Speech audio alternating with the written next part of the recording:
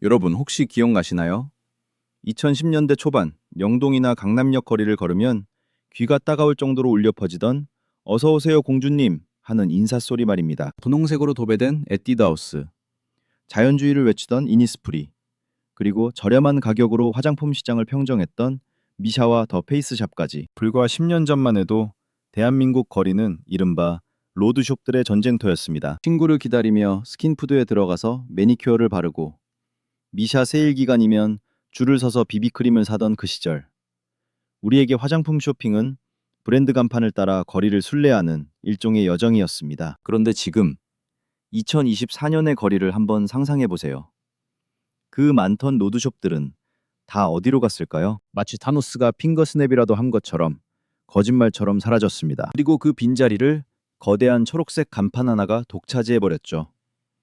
네, 맞습니다. 바로 올리브영입니다. 지하철역 출구마다, 대학가마다, 심지어 집 앞 골목까지 점령한 올리브영은 이제 단순한 화장품 가게가 아닙니다. 한국 여성들의 방앗간이자 K-뷰티의 절대적인 권력자가 되었습니다. 도대체 올리브영은 어떤 마법을 부렸길래 그 쟁쟁하던 로드숍 제국을 무너뜨리고 대한민국 뷰티 시장을 천하통일할 수 있었을까요? 오늘 영상에서는 올리브영이 로드숍 시대를 끝장내고 시장을 독식하게 된 과정을 플랫폼 비즈니스와 카테고리 킬러라는 관점에서 아주 집요하게 파헤쳐보려 합니다. 단순히 올리브영이 물건이 많아서 이겼다 정도의 뻔한 이야기가 아닙니다. 소비자의 심리를 조종하는 공간의 비밀, 브랜드들의 목숨줄을 쥐고 흔드는 큐레이션의 권력, 그리고 데이터를 무기로 온라인과 오프라인을 통합해버린 치밀한 전략까지. 오늘 이 영상을 끝까지 보신다면 여러분이 무심코 집어든 올리브영 쇼핑백 안에 얼마나 무시무시한 비즈니스 통찰이 담겨 있는지 깨닫고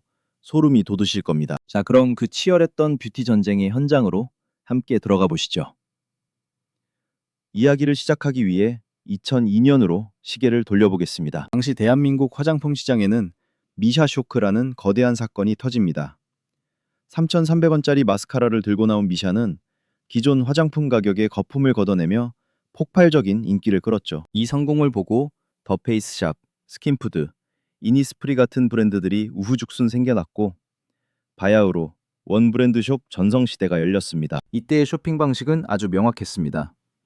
스킨이 필요하면 이니스프리에 가고 섀도가 필요하면 에뛰드에 가는 시기였죠. 그런데 이 방식에는 치명적인 불편함이 숨어 있었습니다.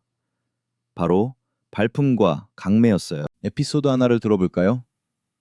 2012년의 대학생 지윤 씨를 상상해 봅시다. 지윤 씨는 파운데이션은 에스티로더 저렴이인 미샤걸 쓰고 싶고 틴트는 발색 좋은 에뛰드걸 쓰고 싶어요. 그러려면 강남역 대로변을 30분 동안 걸어다니며 매장 3군데를 들러야 합니다. 더 피곤한 건 매장에 들어갈 때마다 직원이 딱 달라붙는다는 점이죠. 고객님, 찾으시는 거 있으세요? 요즘 이게 잘 나가는데. 조용히 구경하고 싶은데 바구니를 들이미는 직원들의 과도한 친절. 이게 소비자들에겐 엄청난 피로감이었습니다. 바로 이 지점을 올리브영은 정확히 파고들었습니다. 1999년 신사동에 1호점을 낼 때만 해도 올리브영은 그냥 약국에서 화장품도 파는 낯선 가게였어요. 하지만 그들이 내세운 전략은 명확했습니다. 모든 브랜드를 한 곳에 모은다. 그리고 더 중요한 것, 고객을 귀찮게 하지 않는다 였습니다. 이것이 바로 유통업계에서 말하는 카테고리 킬러의 핵심입니다. 장난감은 토이저러스, 가전은 하이마트, 그리고 뷰티는 올리브영. 특정 카테고리의 모든 상품을 한 곳에 모아 압도적인 다양성을 제공함으로써 소비자가 다른 곳을 기웃거릴 필요 자체를 없애버리는 전략이죠. 하지만 단순히 여러 브랜드를 모아놨다고 해서 로드숍이 망했을까요? 아닙니다. 진짜 핵심은 비교의 자유에 있었습니다. 다시 지윤 씨의 이야기로 돌아와서 2024년에 지윤 씨는 이제 올리브영에 들어갑니다. 거기엔 클리오 아이라이너 옆에 키스미 아이라이너가 있고 그 옆엔 웨이크메이크가 있습니다. 직원의 눈치를 볼 필요 없이 손등에 이것저것 다 그어보고 가격도 바로 비교해서 가장 마음에 드는 걸 집어들면 끝입니다. 브랜드 간의 장벽을 허물고 오직 제품력만으로 승부하게 만든 이 환경. 소비자에겐 천국이지만 기존 원브랜드 숍들에겐 지옥의 문이 열린 셈이었죠. 여기서 우리는 올리브영이 가진 가장 강력한 무기, 바로 큐레이션의 힘에 주목해야 합니다. 많은 분이 오해하는 게 있는데 올리브영은 단순히 물건을 많이 갖다 놓는 창고가 아닙니다.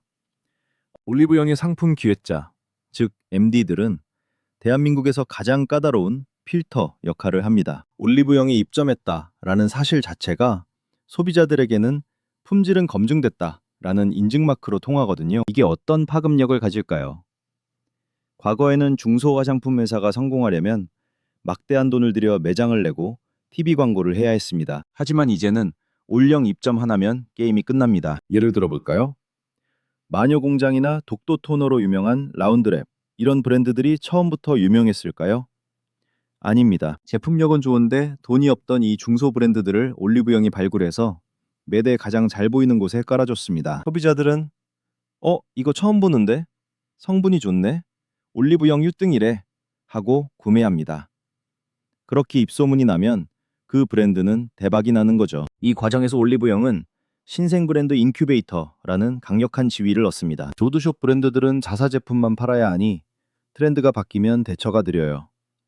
달팽이 크림이 유행하면 그걸 개발하는데 몇 달이 걸리죠. 하지만 올리브영은 그냥 달팽이 크림 잘 만드는 중소 브랜드 제품을 소싱해서 다음날 매대에 깔면 됩니다. 트렌드 반영 속도에서 로드숍은 거함이었고 올리브영은 날렵한 쾌속정들의 연합 함대였던 겁니다. 게임이 될 리가 없었죠. 자, 그렇다면 로드숍 대기업들은 가만히 있었을까요? 아모레퍼시픽의 아리따움이나 LG 생활건강의 네이처 컬렉션도 멀티숍으로 전환을 시도했습니다. 하지만 실패했죠. 왜일까요? 바로 자사 브랜드의 덫 때문입니다. 아리따움에 가면 아무리 좋아도 타사 제품인 로레알이나 클리오를 팔진 않잖아요. 결국 반쪽짜리 멀티숍일 뿐이었습니다. 반면 올리브영은 CJ 계열이지만 타사 브랜드, 해외 브랜드, 심지어 경쟁사 제품까지 가리지 않고 잘 팔리는 것이라면 무엇이든 받아들였습니다. 이 철저한 소비자 중심주의가 결국 승패를 갈랐습니다. 더 무서운 건 올리브영의 데이터 장악력입니다. 여러분, 올리브영 세일 기간, 일명 올영 세일 때 가보셨죠? 계산줄이 매장 밖까지 이어집니다. 이때 CJ1 포인트 적립하시죠.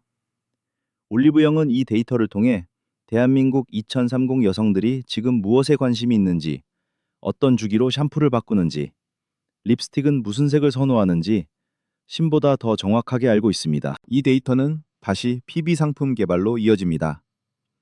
올리브영 자체 브랜드인 웨이크메이크나 바이오힐보 보셨죠? 올리브영은 데이터를 분석해보니 고객들이 색조는 가성비를 따지고 기초는 성분을 따지는구나 라는 걸 파악합니다. 그래서 색조 전문인 웨이크메이크로 백화점 브랜드 저렴이 버전을 내놓고 바이오힐보로 고기능성 크림을 만듭니다. 그리고 이 PB 상품들을 매장 가장 좋은 자리 골든존에 배치합니다. 타사 브랜드들이 열심히 닦아놓은 시장에 숟가락을 얹는 격이라고 비판받기도 하지만 기업 입장에선 마진율을 극대화하는 천재적인 전략인 셈입니다. 이제 올리브영은 오프라인을 넘어 옴니 채널의 괴물이 되었습니다.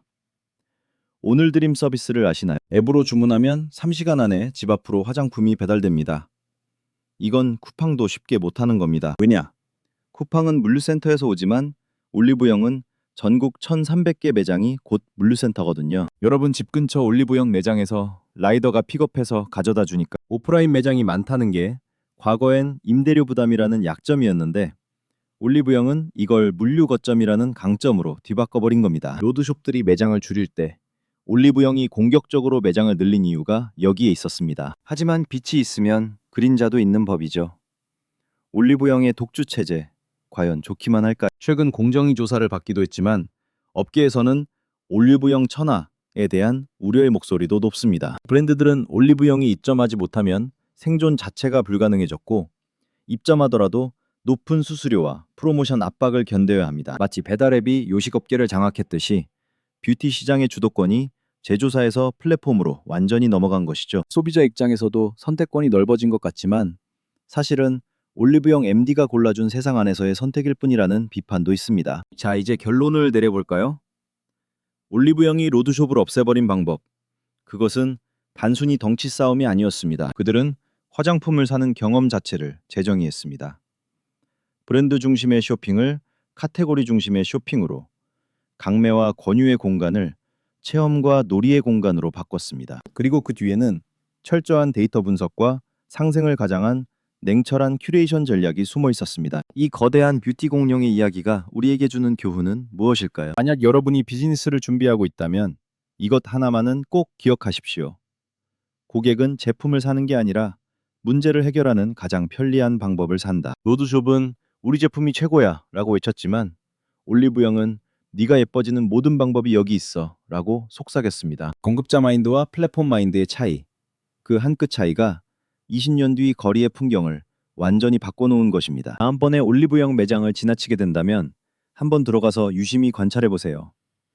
매대의 배치, 조명의 밝기, 그리고 사람들이 어떤 동선으로 움직이는지. 그곳엔 단순히 립스틱과 마스크팩이 있는 게 아니라 시장을 지배하고 소비자를 락인시키는 치밀한 생존 전략이 살아서 꿈틀대고 있을 테니까요. 오늘 이야기는 여기까지입니다. 여러분의 생각은 어떠신가요? 올리브영의 독주, 과연 언제까지 계속될까요? 댓글로 여러분의 다양한 의견을 들려주세요. 더 깊이 있고 흥미로운 비즈니스 이야기로 다시 찾아오겠습니다. 감사합니다.